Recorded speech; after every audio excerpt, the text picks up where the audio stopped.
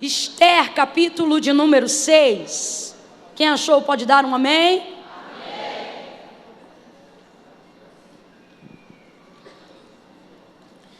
Há 2 dias atrás eu estive com uma grande amiga. Nós tivemos a ideia de pregar uma mensagem juntas. É uma coisa que de vez em quando o Senhor nos dá uma estratégia para fazer. A gente escolhe um texto, estuda o texto junto e simultaneamente a gente prega junto.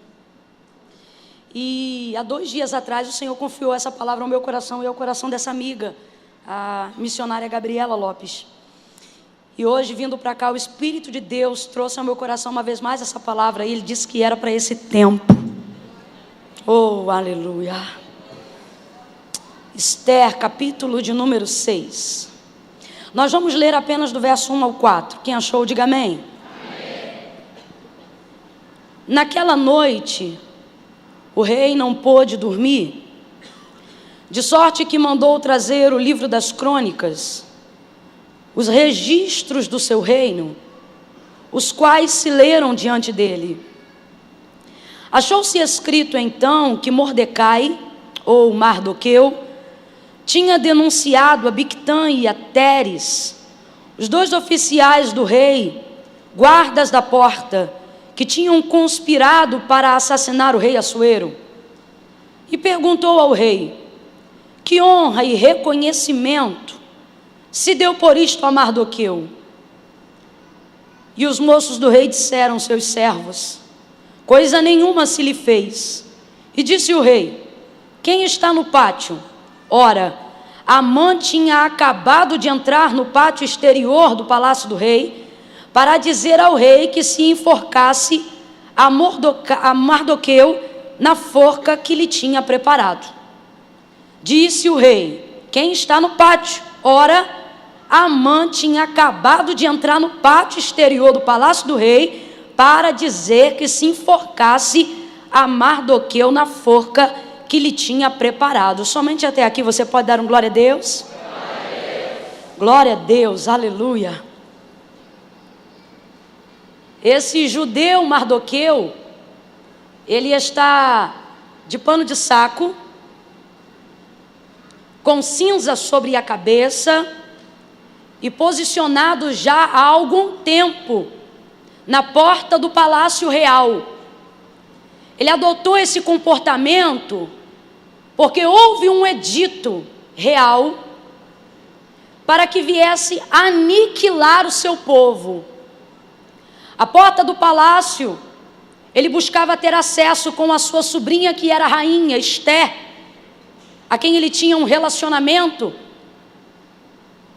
que o parentesco era de tio e sobrinha, mas o relacionamento de afeto era como se fosse de um pai e de uma filha.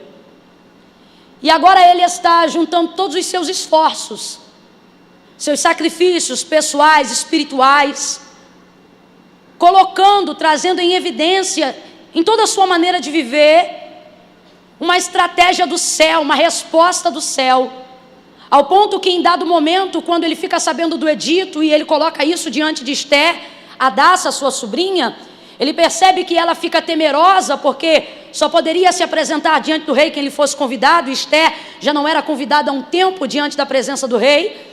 Temerosa, ela meio que não vai dar uma resposta de pronto e de imediato acerca de uma intervenção para a libertação, livramento do seu povo, dos judeus. E ele vai deixar muito claro para ela: olha, será que não aprove o Senhor te colocar aí dentro para que você fosse um instrumento para que esse livramento acontecesse? Agora, todavia, Esther, fica ciente que se não vier de ti, de outra parte virá. Mas o Senhor dará esse livramento. Que homem crente, que homem de fé, que homem honrado. Este homem agora se curva diante de Deus. E não se curva diante deste homem que você observou no texto, considerado um homem mau. Eu me lembro que no momento do banquete em que Amã seria definitivamente desmascarado, o rei pergunta quem Esther convida e ele diz: olha, chame aquele mau Amã. Amã tem a figura da malignidade dentro de todo o contexto histórico do livro de Esther. É ela mesma que coloca isso, e a gente observa isso pela maneira com que ele agia. Um homem que fazia uso da autoridade para desmerecer as outras pessoas. Um homem que era abusivo. Isso na verdade não é autoridade, é autoritarismo. E ocorria que todas as vezes que este Amã, que era um grão-viz, que era o segundo abaixo do rei, passava, as pessoas se curvavam. Mas o texto vai nos informar, a história vai nos contar, que Mardoqueu não se curvava diante de Amã. E isso foi lhe aborrecendo, foi lhe aborrecendo, a ponto de que Amã contratou toda uma engenharia, fez um projeto, colocou dentro desse projeto toda uma trama, arquitetou, literalmente arquitetou, tamanho, metro, tudo, planejou, a fim de enforcar este judeu, Mardoqueu, nesta forca. Enquanto tudo isto está acontecendo, enquanto faltam poucos dias para que uma perseguição se dê aos judeus, eles sejam mortos sem direito de defesa e tenham todos os seus bens despojados para os seus inimigos, enquanto Mardoqueu está vestindo pano de saco, trazendo cinzas sobre a cabeça, e Ester está entrando no período de jejum, a fim de também ser usada como uma ferramenta de livramento para o povo de Deus, para o seu povo, Amã está traçando todos esses projetos, e uma vez concluída a arquitetura de morte que ele tramou contra Mardoqueu, o texto diz que naquela noite, que antecipava a noite que Amã já havia determinado no seu coração entrar no palácio para poder comunicar ao rei o consentimento da morte do judeu Mardoqueu, o texto vai dizer que o rei perde o sono. O rei perde o sono e ele diz: traga-me o livro das crônicas. Para ficar bem simples, para todo mundo entender, abra a sua boca e diga: o livro dos registros. Diga: registro. Traga-me o livro das crônicas, o livro do registro. Vem os seus servos, colocam o livro das crônicas, o registro. O que é o registro? O registro é quando você deixa anotado um feito tão grande que não pôde passar desapercebido. Um feito tão importante que desencadeou alguma coisa. Um feito tão importante que precisa ser colocado em linhas. Quando você pensa algo e guarda para você, o pensamento é seu. Quando você registra algo, você está fazendo questão que alguém tenha conhecimento sobre aquilo. Ele agora vai começar a meditar e vai observar os registros. E de repente, olha que coisa interessante, não apenas nessa causa agora com o seu povo, mas muito antes, numa causa que não envolvia o povo, Mardoqueu já tinha a nobreza de promover livramento para um rei que não era da sua etnia. E o texto vai dizer que ele, ao observar aquele livro, percebeu que Mardoqueu havia denunciado e automaticamente desbaratado um estratagema de alguns guardas para poder assassinar o rei Assuero. Ele vai dizer aqui e deixar muito claro, ele denunciou a Bigtã e a Teres. Isso aqui é maravilhoso, é um homem de coragem. Quem denuncia tem que dar a cara para bater. É tremendo, é por isso que o rei deseja agradar-se da honra de Mardoqueu, porque Mardoqueu, ao denunciar alguém, não é o tipo da pessoa que pede para gabinete para dizer: eu ouvi dizer. Ele não é do tipo da pessoa que pede para conversar para dizer: olha, eu estou sabendo. Não, ele é o tipo da pessoa que diz: tem nome, tem endereço, eu ouvi, e pode botar o meu nome para dizer que sou eu que estou falando. Ele denuncia a Bigtã e a Teres e livra o rei de uma conspiração para assassinato. Eu não sei se você está entendendo, mas é uma pessoa, é um livramento que produz a uma pessoa que beneficia toda uma nação. Foi isso que Mardoqueu fez. Isso foi registrado. Um registro de um feito realizado em oculto. E por isso não gerou recompensa imediata, mas foi registrado. Ainda não foi recompensado, mas está. Ainda não foi publicado, mas está. Ainda não saiu no jornal, mas está. Teu pastor ainda não sabe, mas está. Teus filhos não viram, mas está. O Senhor te trouxe hoje aqui para te dizer: a honra que você faz em secreto gera recompensa em público. Aquilo que Mardoqueu fez vai gerar um registro real. Quando você abre a sua Bíblia no livro do profeta Malaquias, capítulo 3, verso de número 16, você vai ver Israel vivendo um tempo de apostasia espiritual. Eles estavam tão distantes daquilo que agradava a Deus, no que tange a entrega de ofertas e sacrifícios principalmente, que o povo via que a sentença não vinha de Deus. Então o povo começou a dizer entre si: olha, pode ser soberbo mesmo, porque não há paga para esse pecado. Quer saber? Pode viver desregrado como nós estamos vivendo, porque não há quem sentencie o que nós estamos fazendo. Deus vai usar a boca do profeta Malaquias para denunciar esse comportamento de Israel. Contudo, todavia, o versículo 16 vai dizer: mas diga aí, Malaquias, que todos aqueles que temem ao meu nome e todos aqueles que falam em meu nome, há um registro e um livro de memorial diante de mim, aonde está anotado o nome de cada um.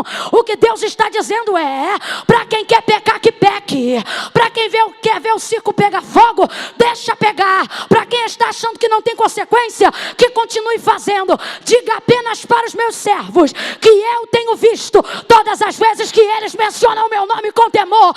Isto está registrado, Malaquias. Pega na mão de pelo menos 2 pessoas aí, vai. Não segura de qualquer jeito, não. Segura com graça, meu irmão. Aperta a mão dessa pessoa e diga para ela: há um registro. Há um registro. Há um registro. Eu não vi, teu marido ainda não viu, mas Deus te trouxe aqui para dizer: está anotado nos meus registros reais os teus feitos. Oremanda casobriaia. Há um registro, mulher. Há um registro, homem.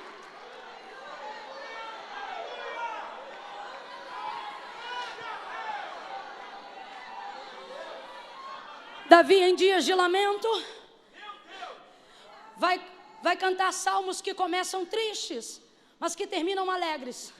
Porque enquanto ele ora e ele canta, ele vai se lembrando das coisas que Deus já o permitiu fazer. É mais ou menos como quando a gente começa a orar. Começa uma oração às vezes de lamento, mas parece que o Espírito vai trazendo a lembrança, né? Aquilo que nos dá esperança, e a gente começa a lembrar e daqui a pouco cresce na oração, porque lembra que é um registro daquilo que aconteceu. No Salmo 56, lá pelo versículo 8, Davi está numa dessas canções e ele vai dizer... ele começa chorando e ele diz: mas porventura ele não tem as minhas lágrimas que caíram num odre registradas no seu livro? Como é que tem lágrimas no odre registradas no livro? É porque para mim e para você é água salgada, para Deus cada uma é uma frase. Eu não sei para quem, mas Deus nos trouxe nessa noite hoje aqui para dizer: talvez nem você lembra, mas eu não tenho amnésia, diz o Senhor. Talvez você falha na recompensa de quem fez alguma coisa por você. Você evita até de fazer agradecimentos porque não lembra o nome de todo mundo. Mas eu não sou assim. Eu sei quantos fios de cabelo você tem na sua cabeça. Eu sei as causas que tem te levado a chorar. E eu vejo aquilo que tu tem feito em oculto. Todo feito em oculto trará de Deus uma recompensa pública. Não sou eu que digo, é o autor do registro que afirma. Mateus capítulo de número 6. Não façam como os fariseus. Ele vai dizer: guardai-vos de dar esmola diante de todos. Ele acrescenta: quando a tua direita fizer alguma coisa, não deixe que a esquerda suspeite o que a direita fez. Ele diz: quando tu fores orar, não vá às praças públicas, como fazem os fariseus. Quando tu orar, ora em secreto. E o teu pai que te vê em secreto, te recompensará em secreto. E o teu pai que te vê em secreto, te recompensará publicamente.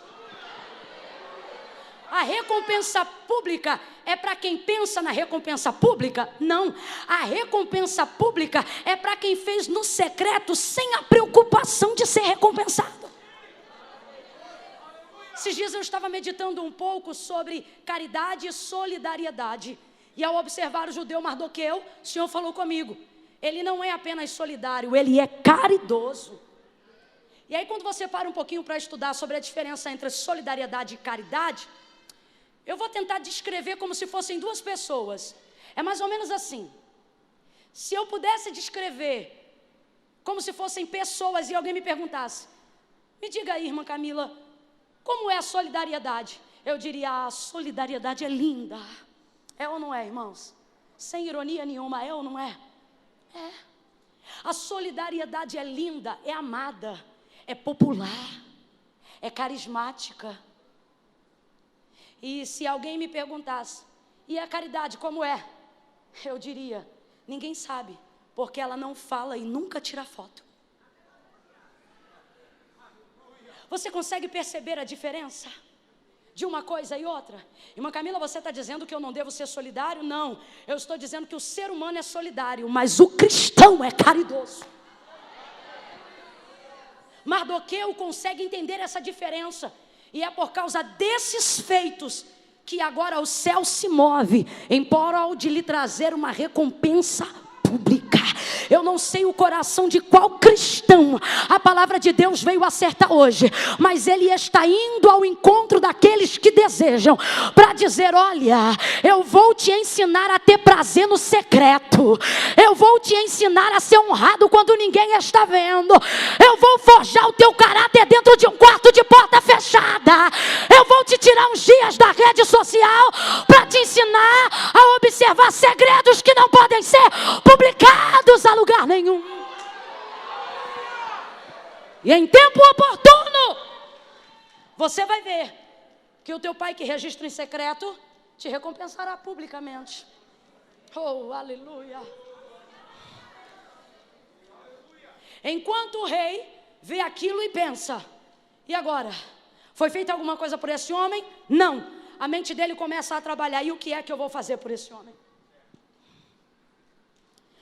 Porque quem serve com honra, recebe honra, irmãos.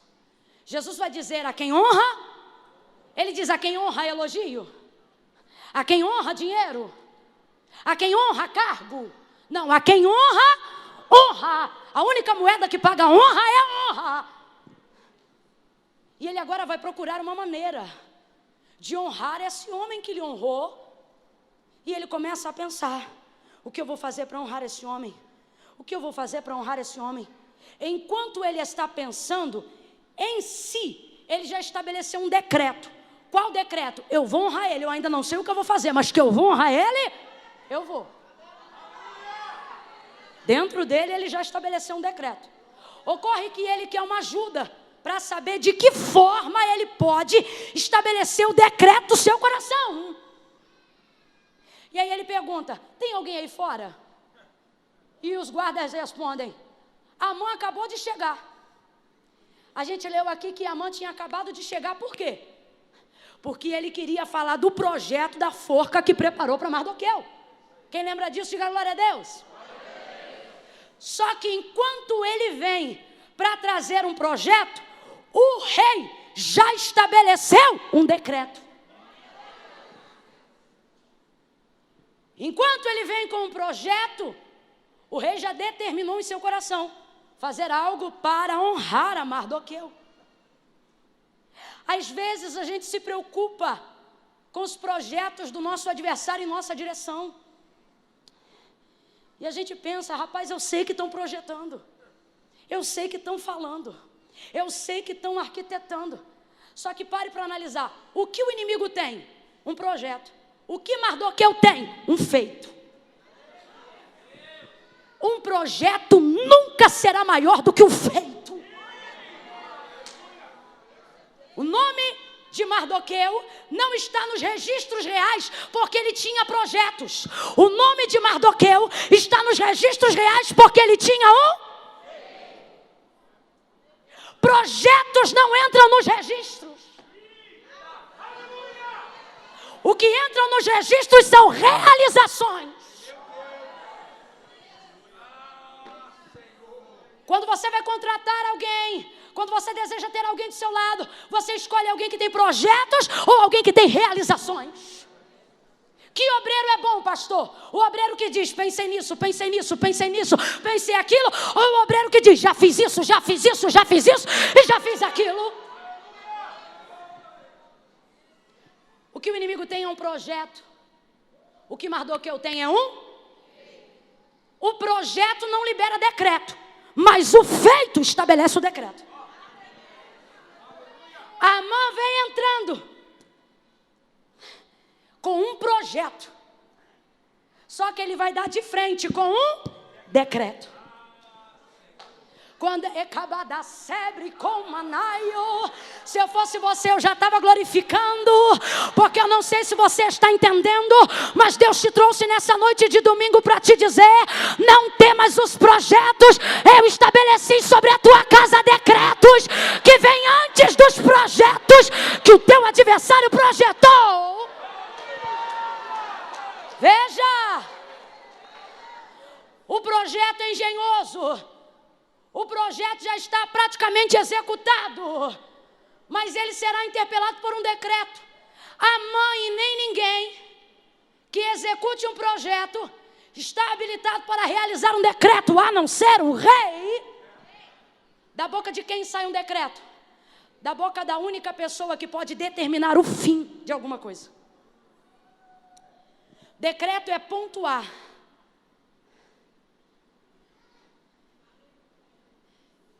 Quem determina o fim de uma novela nunca é o protagonista. Menos ainda o coadjuvante. Por mais que sejam participantes de tudo que está acontecendo. Só pode determinar o fim quem tem o controle do começo. A quem pertencem os decretos? A pessoas que têm autoridade para determinar como vai ser e que homem na terra pode determinar o fim? Só tem um. João até se espanta, porque ele está muito diferente de quando o viu caminhar sobre a terra. Ele cai no capítulo 1 do verso 8 de Apocalipse. Caindo como morto, ele pensa, quem é esse? Mas ele diz, João, sou eu. Ele não diz nome, por quê? Porque João conhece, só não está lembrando, porque está muito diferente. É como se o coração de João perguntasse na revelação do Apocalipse, eu quem? Ele diz, aquele que tem a chave de Davi. Não sei se você entende, mas a chave de Davi é a porta do começo, da linhagem real, de onde tudo veio. Mas ele não diz apenas no capítulo 1 do Apocalipse. João vai mencionar o seu encontro com ele em outras ocasiões. E ele vai dizer, quem sou eu? Eu sou o alfa, o começo. E é quem? E o fim. O ômega, você está entendendo? Tem pessoas que entraram hoje aqui atemorizadas com os projetos, mas Deus te trouxe aqui para lançar fora todo medo, porque Ele está dizendo, os projetos do teu adversário não são maiores do que os decretos que eu estabeleci para a tua vida quando vi os teus feitos. Se é para aplaudir, aplaude com vontade, na certeza de que há decretos de Deus estabelecidos para a tua vida desde o dia que Ele te criou. Oh, aleluia! Você não faz parte de um processo aleatório, garoto. Você não faz parte de um processo aleatório de nascimento, menina. Mas a minha mãe não me queria, a tua mãe não te queria, mas o pai já te sondava antes de você entrar no ventre do seu pai e da sua mãe. Todos os projetos que permeiam a sua vida não passam disso, de projetos. Ele vai chamar a Jeremias, vai deixar muito claro. Jeremias, aonde eu te mandaria, você vai. O que eu te mandar dizer, você diz. Onde eu te mandar entrar, você entra. De onde eu te mandar retirar, tu retira. Ele diz, se eu te mandar edificar, tu edifica. Quando eu mandar derrubar, tu tu derruba. A profecia é muito forte. E ele diz: Senhor, eu sou uma criança. Ele diz: não digas eu sou uma criança. Porque antes que te formasse. Quando a mãe entra, ele vem com projetos, com questões circunstanciais. Quando ele encontra o rei não tem questões circunstanciais. O rei tem feitos substanciais. Então veja, os projetos dele perdem o efeito diante dos decretos do rei. Olha ele dizendo, Jeremias: antes que te formasse no ventre, eu te conheci. E as nações te dei. Jeremias, se você não for até as nações virão até você, porque eu já uni vocês. Tem gente aqui que está perturbado da mente, pensando: mas fizeram isso, a circunstância é assim, o jeito é assado e desse jeito não vai dar. O Senhor está dizendo questões circunstanciais. Eu me lembro quando o Senhor chamou a Moisés no meio da sarça e disse: Moisés, vai, porque tu serás o libertador do meu povo. Ele diz: Senhor, eu não sei falar. E a ira do Senhor se acendeu contra Moisés, diz o texto. Por quê? Porque Deus fica, eu vou usar um termo só para a gente entender, indignado de ver a gente apresentando questões circunstanciais diante de palavras substanciais. A palavra é: eu te chamei. Ele diz: olha, mas eu não sei falar. Aí a ira do Senhor se acende contra Moisés e diz: quem fez a boca do que fala, Moisés? Não fui eu, Senhor. Quem fez a boca do mundo, Moisés? Eu não sei se você está entendendo, mas o que Deus está dizendo é: Moisés, eu não estou te chamando porque você fala, porque se você fosse mudo, isso também não seria empecilho para eu te usar. É você, meu filho.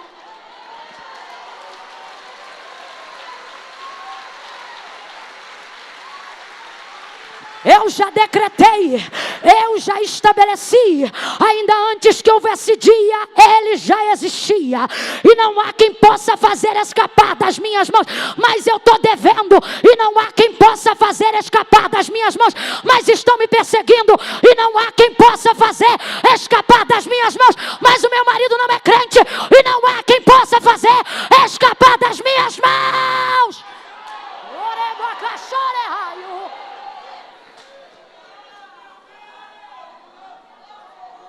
Você se sente ameaçado porque o inimigo sabe o poder de um decreto. É por isso que ele lança contra você projetos com cara de decretos. Então ele vem com um nível de ameaça como se aquilo estivesse decretado. Eu vou matar, eu vou destruir, eu vou acabar, eu vou eliminar. É assim que ele age, ele já age assim há muito tempo. Quando você observa o livro de 2 Reis, capítulo de número 20, se eu não me engano, 1 Reis 20, você vai observar um homem chamado Ben-Hadad, que se levanta contra o rei de Israel, Acabe, naquela ocasião, e ele manda um mensageiro liberar para Acabe um decreto. Fala para ele que amanhã, antes do meio-dia, tudo que é dele é meu, e todo o povo desta terra se tornará escravo do meu reino. Acabe, ao ouvir aquilo, frouxo como era, manda mensagem de paz. Quando o inimigo manda mensagem de guerra, não devolva a mensagem de paz. Tem gente que prefere ficar quietinho para evitar o estardalhaço. Você pode levantar bandeira branca para qualquer ser humano nessa terra, mas quando o inferno levantar, com ele não tem paz, é guerra. E ele diz, Acabe então vai ficar com medo. Ele diz: ô meu irmão, vai chamar o inimigo de irmão. Ô meu irmão, não faz isso não, minha casa é tua, meus filhos são teus. Fica comigo, fica à vontade, vamos jantar, vamos almoçar. Quando você tenta estabelecer paz num reino espiritual que deseja te armar guerra, ele não retroage nem se aliança, ele expande o território. Antes era só a parte de Israel.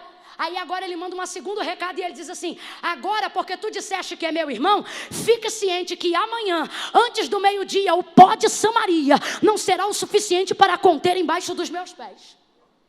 Ele estava numa parte e entrou agora na outra. Acabe fica cheio de medo, o profeta se levanta. O profeta que o Senhor envia diz para ele: pode ir contra eles. E aí ele pergunta: mas quem ataca, eu ou eles? Aí o profeta diz: quem ataca é a gente. Ué, mas quem começou foi ele, exatamente. Ah, quem pode entender? Quem pode entender? Às vezes alguém não entende a estratégia de ataque da igreja. Às vezes alguém não entende a estratégia de ataque da oração nas regiões celestiais. E diz: mas por que você ora assim? Mas por que você fala assim? Eu falo assim porque aqui você está vendo eu atacando. Mas não sabe que quem começou foi ele. Quem ameaçou foi ele. Ele se levanta contra o exército. E o texto diz que o Senhor entrega os assírios na mão de Israel. Os assírios saem em fuga, são eliminados. Cabo de um ano, passa a revista. Levanta-se o exército de novo para contra-atacar Israel. E eles diziam: dessa vez nós venceremos. O texto diz que os assírios enchiam a terra, enquanto Israel se locomovia como 2 montes de cabras. Agora nós vamos vencer. Olha a palavra dos assírios. Da última vez que eles nos venceram no monte, porque o Deus deles é Deus de monte. Mas agora nós vamos encurralá-los no vale. Quando você está do lado de quem estabelece o decreto, o lugar não importa. Eles dizem: vamos guerrear no monte. Vamos guerrear no vale, porque o Deus deles é de monte. Eu lembrei, o Deus deles é de monte. Elias orava no monte, respondia fogo do monte. Lembrei, o Deus deles é de monte. Encurrala eles no vale, porque lá a gente acaba com eles. Encurralaram no vale os 2 montes de cabra. Acabaram com o exército dos assírios que enchiam a terra. Eles fugiram que nem criancinha correndo para o colo da mãe depois do tombo. 2 montes de cabra. Por quê? Porque não importa a quantidade quando eu estou do lado de quem estabelece o decreto. Não importa o lugar quando eu estou do lado de quem determina o fim. Você está entendendo o decreto como quem determina o fim? É isso que Deus está dizendo para você hoje aqui. Porque tu teme os meios, se eu sou o dono do fim. Eu sou o dono do fim. E os assírios vão correndo dizendo: corre! Por quê? Porque o Deus de monte também é Deus de vale. O Deus de cima também é Deus de baixo. Saíram correndo. Agora eu não te contei um versículo interessante nesse contexto. Sabe qual? Antes de meio-dia, quando se deu a guerra, os 32 reis que andavam com Ben-Hadad já estavam bebendo entre as tendas. Por quê? Eles tinham certeza que não tinha como 2 montes de cabra vencer uma multidão que enche a terra.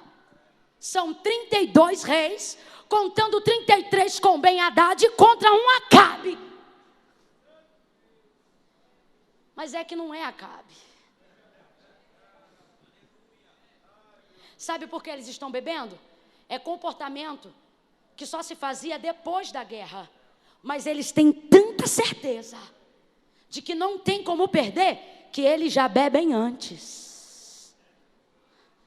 Olha para o teu irmão, fala para ele: o inimigo está bebendo antes. Enquanto ele encharca a cara de vinho, aonde há contenda, a gente vai se enchendo do Espírito. Botou para correr, meu irmão. Com Senaqueribe foi a mesma coisa. Senaqueribe tem um histórico. Ele chega com a afronta e ele diz assim: o que vai ser feito de vocês é o mesmo que eu fiz. Diga: aonde estão os deuses de Ramate? Aonde estão os deuses de Arpade? Aonde estão os deuses de Sefarvaim? Aonde estão os deuses de Rena, os deuses de Iva? Ele traz um currículo, rapaz, um histórico de quem ele já destruiu. Só que dessa vez ele está em Jerusalém. Ele quer entrar em Jerusalém. Aqui não tem Deus de Ramate, aqui não tem Deus de Rena, aqui não tem Deus de Iva, aqui não tem deuses estranhos como em Samaria. Aqui só tem um. Oremacana Sébria.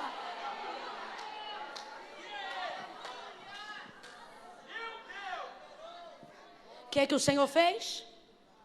Como um anzol, lhe pôs um freio e lhe puxou de ré pelo caminho que veio.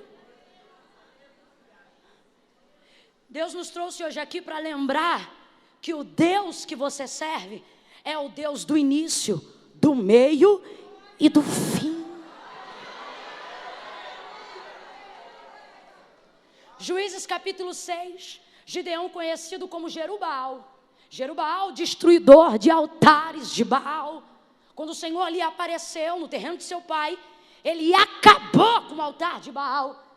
No outro dia, os anciãos e os demais adoradores de Baal da cidade se levantaram para dar cabo da vida de Gideão, que por eles ficou conhecido como Jerubbaal. Joás, que também era adorador de Baal, quis poupar a vida de seu filho, se colocou à frente de Gideão e usou as seguintes palavras: agora vocês vão contender por Baal? Agora são vocês que vão pelejar a peleja de Baal? E aí eu fico impressionada, porque para proteger o filho, ele diz para eles: pois se Baal é Deus, que se defenda. Aí eu te pergunto, Baal se defendeu de Gideão? Baal se defendeu da marreta? Baal se defendeu de alguma coisa? Não, porque o Senhor já havia dito para Israel: não cai na deles, porque eles têm boca, mas não falam, ouvidos, mas não ouvem, pés, mas não caminham, mãos, mas não apalpam. Antes precisam ser carregados por aqueles que foram criados. E o nosso Deus nos trouxe aqui para lembrar da sua grandeza. E Ele está dizendo em contrapartida a isto: Ele tem olhos como chama de fogo, Ele tem os seus pés como latão reluzente, e na sua coxa direita está escrito: Rei dos reis, Senhor dos senhores. Levante a sua mão para adorar ao Deus que fala, ao Deus que defende, ao Deus que julga, ao Deus que protege você, e que nessa noite está desfazendo projetos pelo poder dos seus decretos. Oh, aleluia! Oh, aleluia! Aleluia! Aleluia! Oh, aleluia! Adore esse Deus!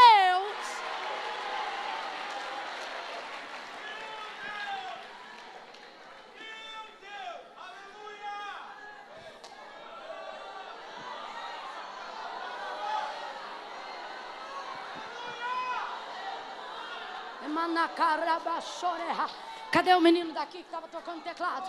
Rebaracebre com marachuia. Camanda sebe. Ai, cabaçoreha.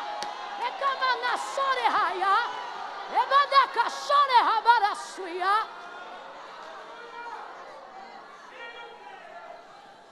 Os decretos, isso aqui é aspas, tá? Aqui, ó. Os decretos que o teu adversário arquiteta contra você não passam de projetos.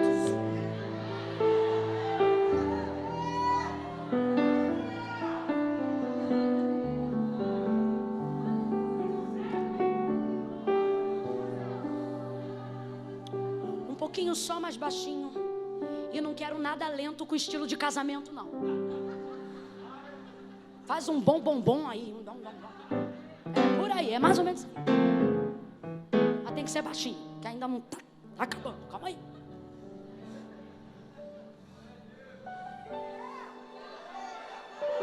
Veja como todos os projetos de Amã contra Mardoqueu foram frustrados, porque decretos suplantam projetos. Ele pergunta para Amã: Amã,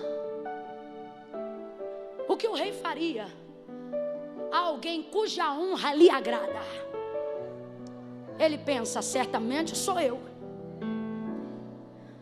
Faz o seguinte: coloca a sua coroa nele, veste com as vestes reais, faça ele montar no seu cavalo real, e coloque para puxar a rédea do cavalo um dos príncipes maiorais. Eu vou deixar esse parêntese para outro dia, quando o príncipe puxa o cavalo. Mas essa foi a ideia de Amã, porque ele pensou: a quem mais o rei honraria além? Esse é o problema dos Amã, eles acham que isso tem. Eles. Faz tudo isso, então, a Mardoqueu, vai lá. E cuide que nada do que tu disse caia por terra, porque assim se fará o homem cuja honra o rei se agrada. Coloca Mordecai no cavalo, coroa, veste real, e Amã segura a rédea do cavalo. O maior príncipe do reinado de Assuero.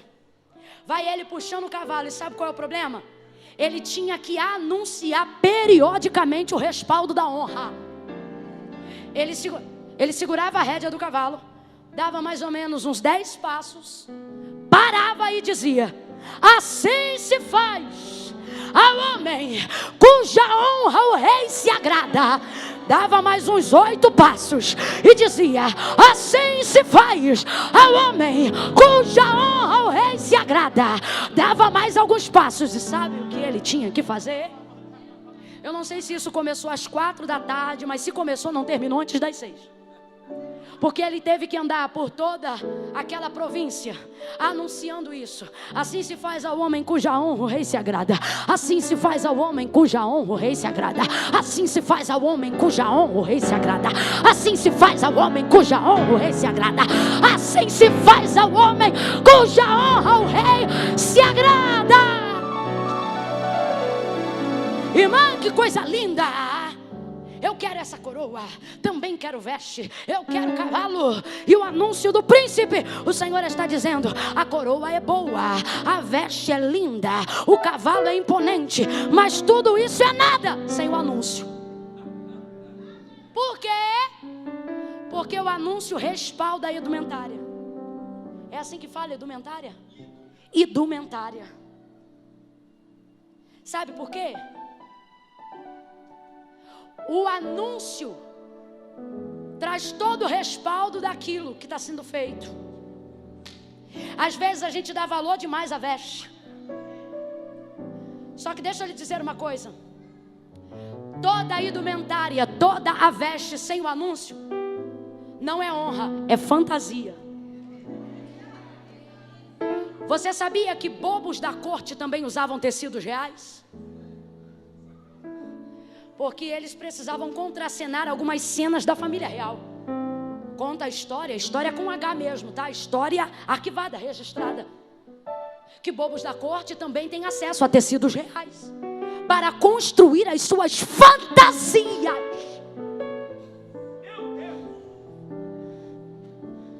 Como cara de brisa não combina com crente no culto, eu vou falar bem rasgado, que é para todo mundo entender. Tem muita gente achando que está na realeza porque está com as vestes, mas sem o respaldo do rei. É bobo da corte, é fantasia. Para ter honra tem que ser respaldado pelo rei. Nenhuma autoridade na terra ocupa nenhum lugar de honra se antes de ocupar, primeiro não ser anunciada. Quem chegar primeiro, a coroa ou o anúncio? Quem chegar primeiro, o cavalo ou o anúncio de Amã? O anúncio do rei? O anúncio. Porque ele respalda a coroa, ele respalda a veste, ele respalda o cavalo, ele respalda a honra. Honra tem que ter respaldo. Nenhuma autoridade na terra ocupa lugar de honra sem ser anunciado. Até eu, que não sou nada, não cheguei aqui e disse: olha, hoje quem vai pregar sou eu. Não. Hoje está conosco a irmã Camila, vem. Você já viu o presidente fazer um anúncio sem ser primeiro anunciado por alguém? Quando a presidência da república vai falar, os jornais são obrigados a interromper o programa fazendo um anúncio para respaldar a honra da autoridade. Leva mal não, irmão, é desse jeito que eu estou falando. Tem muito bobo da corte fantasiado querendo dizer que é da realeza. Cadê o respaldo? Cadê a mensagem do rei? Eu não quero viver uma vida de vitória em Deus por fidelidade, porque aí é caráter de Deus, Ele é fiel. Eu não quero viver uma vida de vitória em Deus pautada apenas na sua misericórdia, porque aí é da parte de Deus. Coisa boa é viver do seu agrado, porque aí não é apenas fazer porque Ele quer, é porque Ele faz, é fazer porque Ele se agrada. Respaldo. Cadê o respaldo, irmão? Mardoqueu tem respaldo, e o Senhor nos trouxe hoje aqui para te dizer: a tua honra não vai caber especulações. Eu vou deixar claro que foi eu que dei, que foi eu que fiz, que foi eu que levantei. Chega de viver num mundo de fantasia. O bordão na mão o bordão de Eliseu, o cajado de Eliseu na mão de Geazi é fantasia.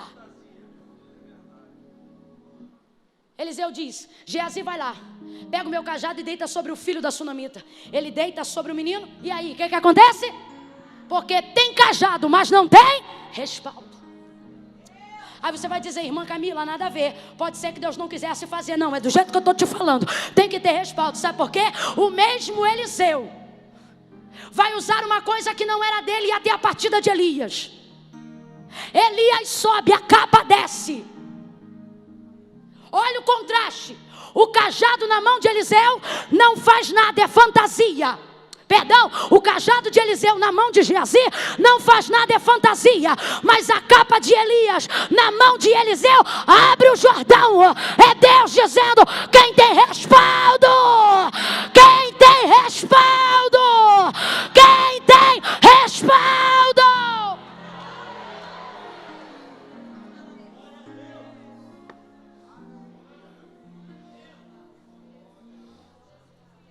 Você vai ver um Mardoqueu que não se preocupa em saber se a mãe está projetando alguma coisa contra ele ou não. Nem vou entrar nisso. Mas tem muita gente aqui usando o seu tempo para tentar desfazer o que sabe que o inimigo está projetando. Hoje Deus está te fazendo um convite. Ele está dizendo: vem caminhar para as coisas do reino. Posso te falar uma coisa? Se porventura dessa vida Mardoqueu se preocupasse com os projetos de Amã, eles lhe seriam distrações para que as questões do reino não fossem resolvidas. Agora eu te pergunto: o que são maiores? Projetos pessoais ou projetos de nação? Nação. Quando há um tempo atrás nós estivemos na campanha de reeleição a presidência da República, eu fiz uma postagem da seguinte maneira: o que me preocupa são 53 milhões de brasileiros preocupados com a sua casa, porque eu estava mencionando um plano do governo que atraía uma quantidade grande de votos para um presidente em questão que já havia provado que não estava tendo qualificação para dar continuidade.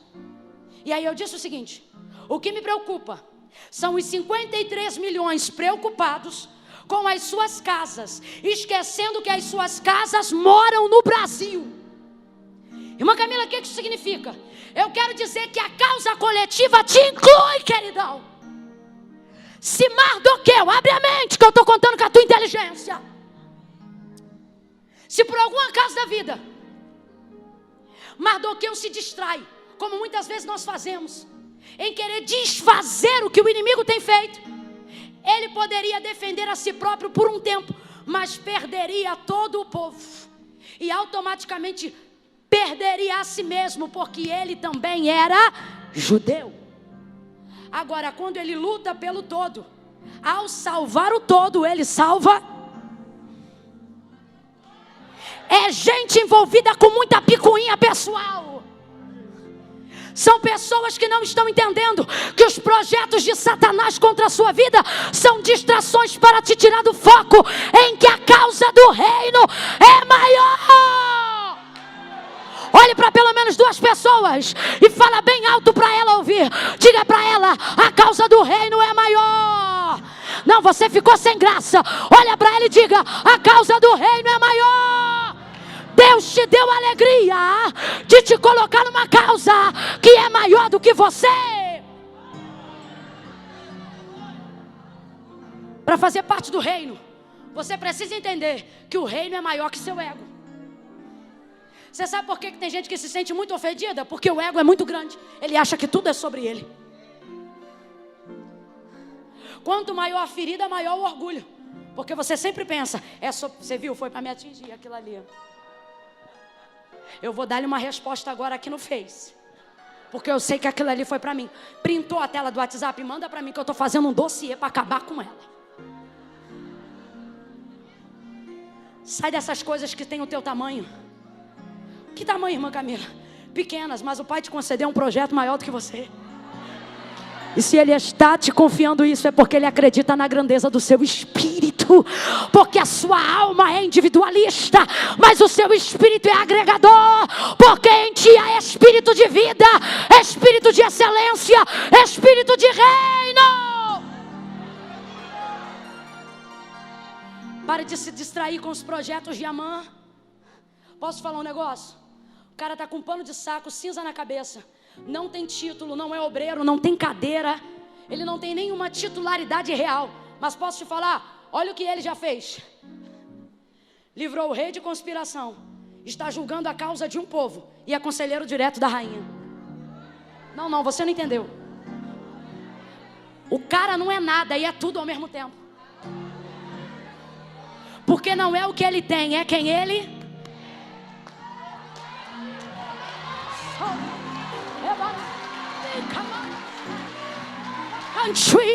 Vai dando glória, meu filho. Vai dando glória, minha filha. Hoje o Pai te trouxe aqui para te dizer: você é maior do que essas coisas pequenas. Vem pro meu reino. Amã quer te distrair.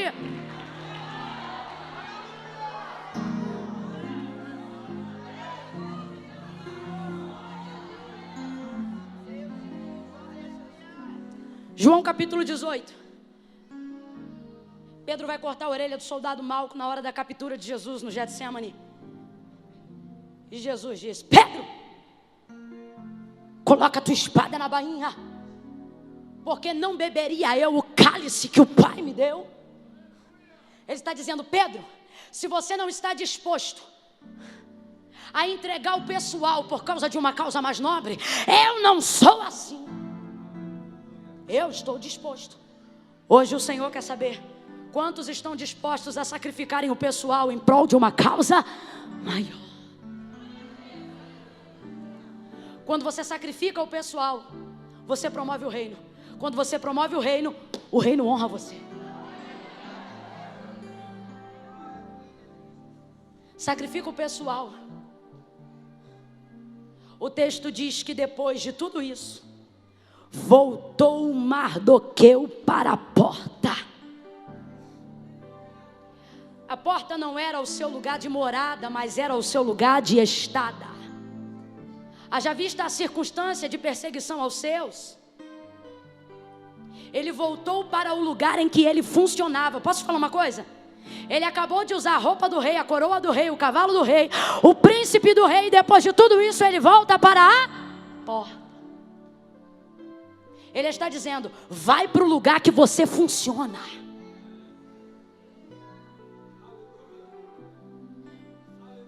Mas peraí, eu acabei de descer do cavalo, rapaz. Todos os grandes homens da Bíblia voltavam ao seu lugar depois de uma grande honra. O profeta Eliseu venceu uma guerra internacional. Foi o maior estrategista de uma das maiores guerras internacionais que Israel pelejou. E o texto diz que depois de ter guerreado, voltou para a escola de profeta para cuidar de machado caindo na água.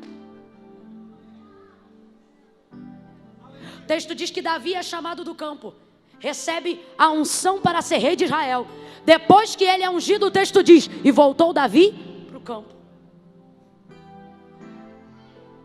Talvez você pense: irmã Camila, eu estou cansada de receber uma palavra como essa, aonde o Senhor está colocando em minha mão projetos e causas que são maiores do que eu, e depois eu ter que voltar para o mesmo lugar do meu pano de saco, da minha cinza.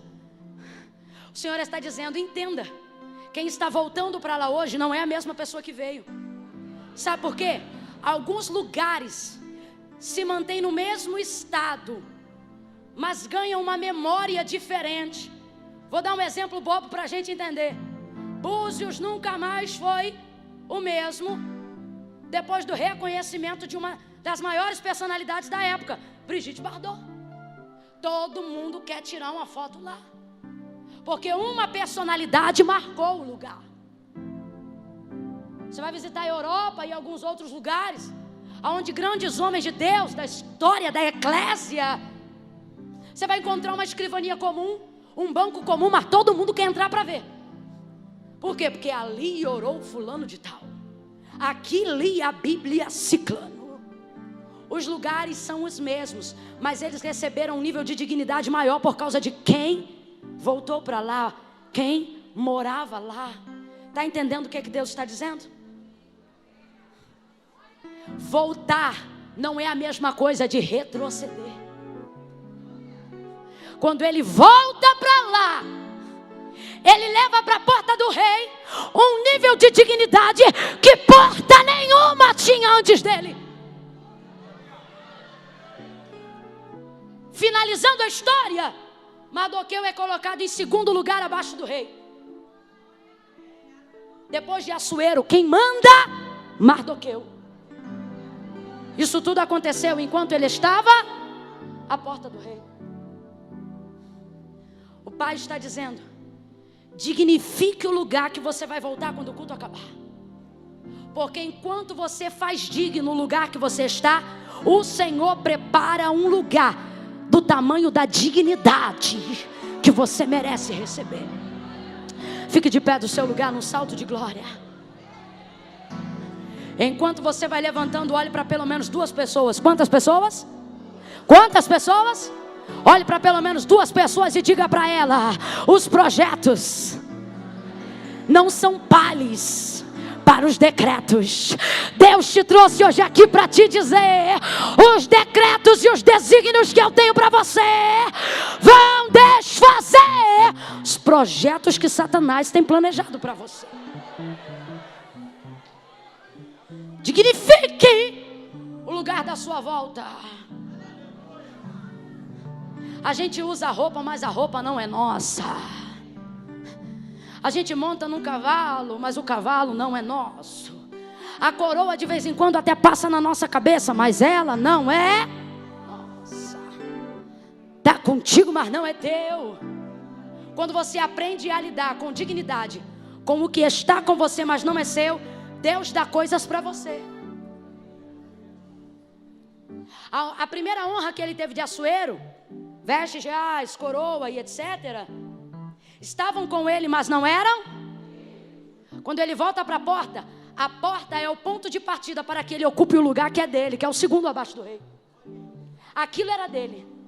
Aquilo era, quando você respeita as coisas que não são suas, com a dignidade de como se as fossem, ele dá coisas para que você chame de suas. Foi o que ele fez. Oh, aleluia. Pastor, posso chamar o Ministério de Louvor para fechar junto? Ministério de Louvor, vem para cá. Oh, aleluia.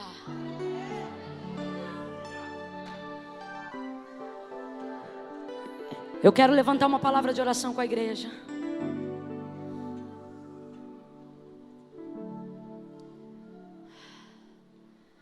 Ter acesso aos tecidos reais não faz de você um nobre. O respaldo de um rei, o anúncio de um rei, respalda até o seu saco. Vestes de pano de saco.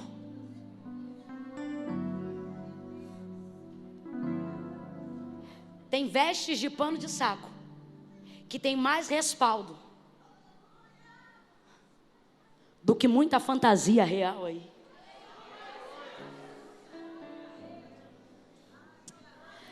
Eu vou contar de 1 a 3. Quando eu disser 3, vai sair do lugar e vai vir ao altar de Deus todas as pessoas que precisam ter em Deus a dignidade e o respaldo que só o sangue de Jesus pode te dar. Tem gente que está aqui hoje que precisa ter o respaldo do sangue carmesim. O Senhor está te dando uma chance de receber a honra real. Não sei quem você é, de onde você veio, mas tem uma coisa para te dizer. O Senhor quer te dar a dignidade de um nobre que só o sangue de Jesus pode te oferecer. Se você está aqui hoje, se afastou dos caminhos do Senhor, está distante do centro da vontade de Deus, hoje o Senhor está te dando uma chance de voltar a ter respaldo, para falar com Ele, para adorar o seu nome. Se você está aqui e sabe que precisa fazer com Deus um conserto, uma reconciliação. Irmã Camila, eu estou desviado. Não está não. Desviado não frequenta culto. Você está afastado e morre de saudade. Diz que está desviado e canta as músicas que a gente canta. Diz que está desviado e vem para o culto de domingo. Diz que está desviado e ora quando a gente ora. Diz que está desviado e ouve Deus falar. Diz que está desviado, diz que não é crente. Os crentes vão embora e os desviados ficam tudinho. Você está afastado e está sentindo falta, sabe de quê? Respaldo. E ele diz: aquele que me confessar diante dos homens, eu confessarei diante do meu Pai que está no céu. Mas aquele que se envergonhar de mim diante dos homens, eu também o envergonharei diante do meu Pai que está no céu. Enquanto a igreja ora, o Espírito de Deus está te convidando. E Ele está dizendo: vem, vem receber o respaldo que só a sua confissão pode te dar. Eu conto um. Se você sabe que é você, joga a vergonha por terra e vem. Eu conto 2. Irmã Camila, mas será que sou eu mesmo? Claro que é. Mas o que vão pensar de mim? O que vão pensar de você? Não paga as suas contas, não resolve a sua vida. Mas o que Deus pensa de você pode te dar o respaldo que você precisa para viver uma vida de dignidade diante de Deus. 3. Se você sabe que é você, enquanto a igreja intensifica o fluxo do clamor, vem para o altar confessar Jesus como Senhor. Vem fazer uma aliança com Deus agora. Me conheces, sabes tudo que eu preciso. Não adianta vir na igreja, Antes mesmo ouvir de a palavra falar. e ir embora do mesmo jeito.